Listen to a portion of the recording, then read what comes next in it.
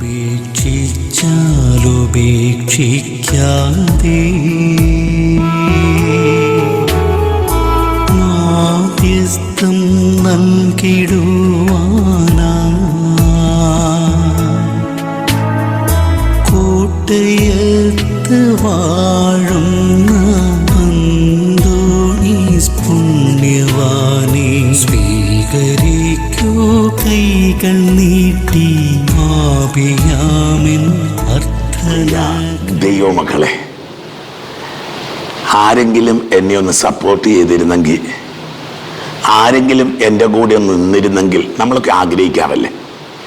ചിലരൊക്കെ പറയാം ഞാൻ എന്തോരം സഹായിച്ചിട്ടുണ്ടെന്നറിയാം, ഞാൻ നന്മയെ അവർക്ക് ചെയ്തിട്ടില്ല, പക്ഷേ എന്നെ അവരെന്തുമാത്രം ഉപദ്രവിക്കുന്നത്. എൻ്റെ കൂടെ നിൽക്കുമെന്ന് വിചാരിച്ചതാണ്, പക്ഷേ ഞാൻ ഒറ്റപ്പെട്ടു പോയല്ലോ. വല്ലാത്തൊരു വിലാപം. ഈശോ ഇന്ന് നമ്മളെ ഓർമ്മിപ്പിക്കുക. ഈശോ പറയുകയാണ്, മനുഷ്യരിൽ നിന്ന് ഞാൻ മഹത്വം സ്വീകരിക്കുന്നില്ല, എനിക്ക് നിങ്ങളെ അറിയാം, നിങ്ങളിൽ ദൈവസ്നേഹമില്ല. ഓക്കെ മക്കളെ, എനിക്ക് ദൈവത്തിന് സർട്ടിഫിക്കറ്റ് മതിയെന്നേ. ജീവിക്കുന്നതൊക്കെ ദൈവനിയോഗം ജീവിക്കാൻ വേണ്ടിയിട്ടാണെങ്കിലോ, ജീവിക്കുന്നതൊക്കെ ദൈവത്തെ മഹത്വപ്പെടുത്താനായിട്ടാണെങ്കിലോ. സന്യസ്തരോടൊക്കെ പറയുമ്പോൾ പറയാറുണ്ട്, ക്രൂശിതനോടുള്ള ഒരു പ്രണയം, ക്രൂശിതനോടുള്ള അടുപ്പം, ക്രൂശിതൻ്റെ മുറിവുകളിലുള്ള വിശ്വാസം, ക്രൂശിതൻ തോളിലേറ്റിയ കുരിശ്. ദൈവസ്നേഹം ഭ്രാന്തമായ ഒരു ആവേശത്തിലേക്കൊക്കെ നയിക്കുന്നത് കണ്ടിട്ടില്ലേ? നമ്മൾ ചുറ്റുപാടും കാണുന്ന മിഷണറിമാരും അവരുടെ കഥകളുമൊക്കെ, നോർത്ത് ഇന്ത്യയിലൊക്കെ വൈദികൻ അറസ്റ്റ് ചെയ്യപ്പെടുന്നു, സന്യസ്തർ അറസ്റ്റ് ചെയ്യപ്പെടുന്നു എന്നൊക്കെ കേൾക്കുമ്പോൾ ശരിയാ, നമുക്ക് സങ്കടപ്പെടാം അവരോട് ചേർന്ന്. പക്ഷെ എനിക്കൊന്ന് അതിലപ്പുറത്ത് അവരുടെ ഉള്ളിലൊരു ആനന്ദമുണ്ട്. ഒരിക്കലെങ്കിലും രക്തസാക്ഷിത്വത്തിൻ്റെ അരികു പറ്റിയെങ്കിലും നടക്കാനായിട്ട് ഒരു കൃപ കിട്ടുന്നത്. ദൈവത്തെ മഹത്വപ്പെടുത്തുന്നത് മാത്രം ജീവിതമാണെങ്കിലോ, കർത്താവ് പറയുക, പരസ്പരം മഹത്വം സ്വീകരിക്കുകയും ഏക ദൈവത്തിൽ നിന്ന് വരുന്ന മഹത്വം അന്വേഷിക്കാതിരിക്കുകയും ചെയ്യുന്നത് എന്ത്?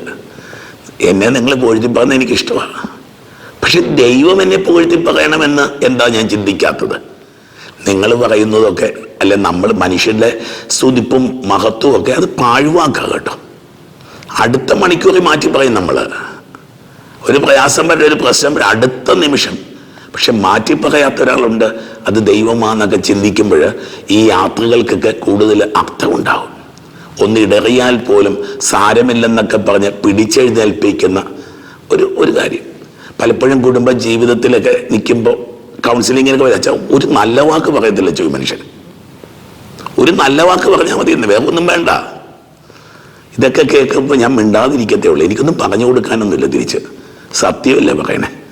ഭാര്യയോടൊരു നല്ല വാക്ക് പറയാൻ പറ്റാത്ത ഭർത്താവ്, അല്ലെ ഭർത്താവിനോടൊരു സ്നേഹത്തോടെ ഇടപെടാനും പറയാനും പറ്റാത്ത ഭാര്യയൊക്കെ നമുക്ക് ദൈവത്തിൽ നിന്ന് മഹത്വം സ്വീകരിക്കുന്നെങ്കിൽ, നിങ്ങളെ സ്നേഹിച്ചുകൊണ്ട് നിങ്ങളുടെ മുമ്പിൽ നിൽക്കുമ്പോഴാണ് എനിക്ക് തീർച്ചയായിട്ടും ദൈവത്തിൻ്റെ മഹത്വം കിട്ടുന്നത്.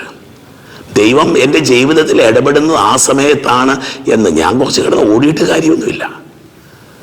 ഞാൻ ക്രിസ്തുവിൻ്റെ സ്വരം കേൾപ്പിച്ച് തുടങ്ങുമ്പോൾ, ഞാൻ ക്രിസ്തുവിൻ്റെ പ്രവൃത്തികൾ ചെയ്തു തുടങ്ങുമ്പോൾ, അവൻ്റെ സ്നേഹം എന്നിൽ നിന്നൊക്കെ ചാലുകീറുമ്പോൾ, അതിനല്ലേ ഈ ഉയർപ്പെന്നൊക്കെ പറയണേ. ഈ മഹത്വം ദൈവം തരുന്ന മഹത്വം, അത് ആക്ടിങ് അല്ല, അത് സ്പോണ്ടേനിയസ്, അത് വരച്ചു വെക്കുന്നതല്ല, അതങ്ങനെ സംഭവിച്ചു പോകുന്നതാണ്. ദൈവമക്കളെ, ഇതാ ദൈവത്തിൻ്റെ പരിശുദ്ധാത്മാവ് പറയുക, കർത്താവിൻ്റെ സന്നിധിയിൽ ഈ ജീവിതത്തിന് ഒരു കണക്ക് കൊടുക്കാനുണ്ട്. ജീവിതത്തിൽ എന്തുമാത്രം ദൈവമഹത്വം നമ്മൾ സ്വീകരിച്ചെന്ന്, ജീവിതത്തിൽ എന്തുമാത്രം ഈ ദൈവപ്രകാശം നമ്മൾ പരത്തിയെന്ന്. ദൈവമേ, അങ്ങനെ വിശുദ്ധകരം നീട്ടണമേ എന്ന് പ്രാർത്ഥിക്കുന്നു. ഞങ്ങളുടെ ജീവിതങ്ങൾ കൂടുതൽ പ്രകാശിക്കട്ടെ.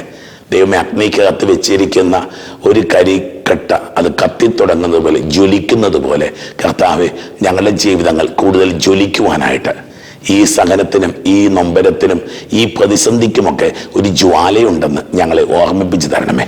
രോഗികളായ മക്കള്, വേദനിക്കുന്നവർ, വിഷമിക്കുന്നവർ, സങ്കടപ്പെടുന്നവർ, ദുഃഖിക്കുന്നവർ, അത്ഭുതങ്ങളും അടയാളങ്ങളും രോഗശാന്തികളും വിടുതലുകളും ഉണ്ടാവട്ടെ.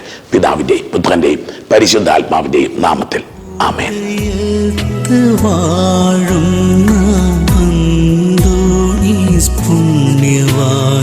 സ്വീകരിക്കൂ കൈകൾ നീട്ടി ആപിയാമിൻ അർത്ഥനകൾ.